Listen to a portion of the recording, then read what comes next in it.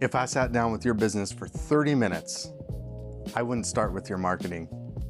I'd start with your market. What's the actual market size? Not the version in a pitch deck.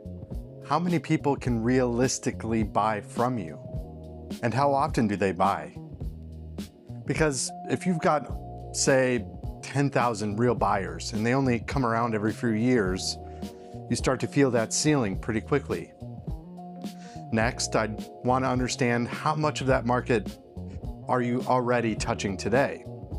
Because if you're already in front of most of them, throwing more money at ads doesn't suddenly unlock new growth. You're just pressing harder on something that's already been worked over. And then I'd move to the customer. What does a good customer actually look like?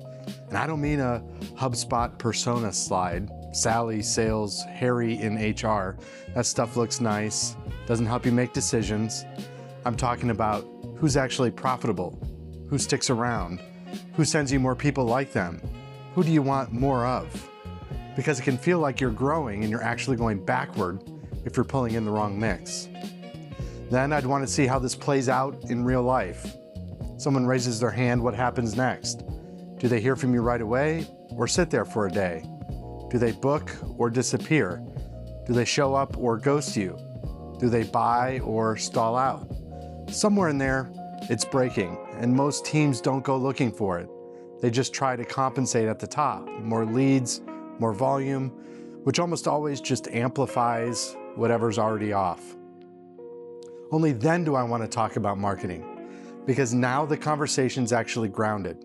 Are we dealing with a situation where not enough people know us yet? Or are people finding us and not moving forward? Very different conversations.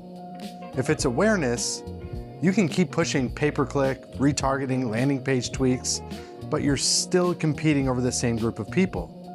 If it's conversion, reach isn't the issue. The focus needs to be everything that happens after someone shows interest.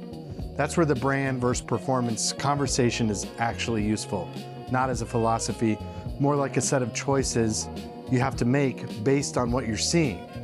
This is what most teams skip.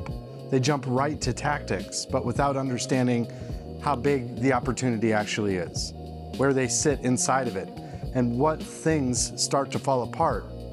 You're not really building a strategy, you're reacting, and that tends to get very expensive. If I'd leave you with anything, it's this. Don't start with what to do next. Start with what's actually going on. Most of the time, that answer's already in front of you. You just haven't looked at it yet. Stand out.